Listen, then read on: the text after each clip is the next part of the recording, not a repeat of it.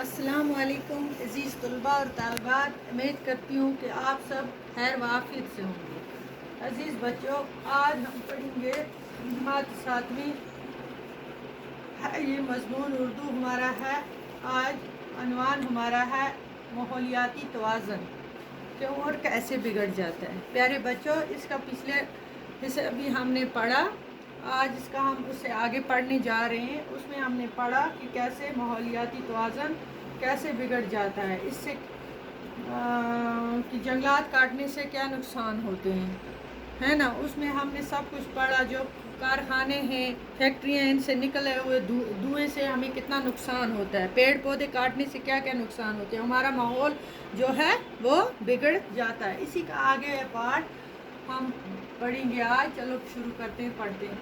ترقی میں تعمیر اور تحریک کے دونوں پہلو ہوتے ہیں۔ ترقی کے لیے ایسے طریقے بروئے کار لانے چاہیے جن سے تحریک کا پہلو بڑی حد تک کم ہو جائے۔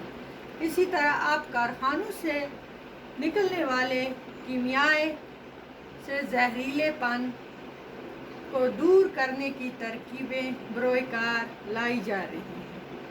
موٹر گاڑیاں اور دوسرے انجنوں سے نکلنے والے دھوئیں پر بھی اب روک لگائی گئی ہے۔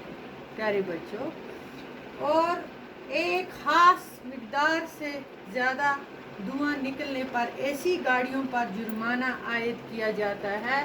اس معاملے میں عوام کو بھی چوکنا رہنے کی ضرورت ہے، کیونکہ صرف حکومت کی عائد کی ہوئی پابندیوں سے ہی یہ مسئلہ حل نہیں ہو سکتے بچوں، جب تک ہم خود ان چیزوں پر قابو نہیں کریں گے۔ ہمیں خود کنٹرول کرنا ہے۔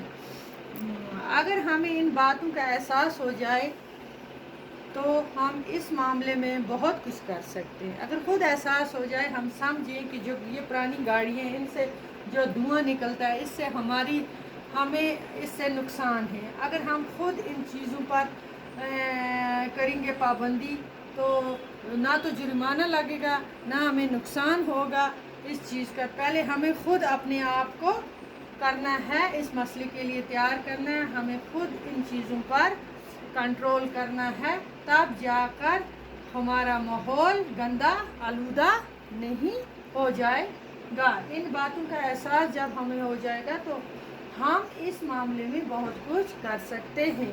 ہم ذرا اسی کوشش سے ماحول کی آلودگی کو بہت حد تک قابو میں لا سکتے ہیں، اور یوں بہت سی بیماریوں کا تدارک کر سکتے ہیں، اور ہمارے آنے والی نسلیں زیادہ بہتر فضا میں سانس لے سکتی ہیں۔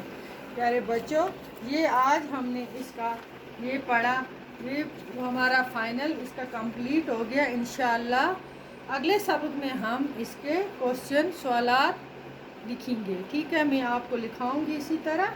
تو آج اس کا سبق جو ہے وہ ہم نے کمپلیٹ پڑھ لیا۔ تو انشاءاللہ امید کرتی ہوں کہ آپ کو بھی اچھی طرح سے یہ سمجھ میں آیا ہوگا۔ تب تک کے لیے خدا حافظ۔